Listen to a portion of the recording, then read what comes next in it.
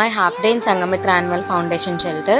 Hello all, welcome back to our channel Bhairava Vlogs. నేను మీ omni Balaram. నేను and మా తమ్ముడు జాన్ అయితే ఈరోజు షెల్టర్లో సర్వీస్ చేయడానికి వెళ్ళామన్నమాట.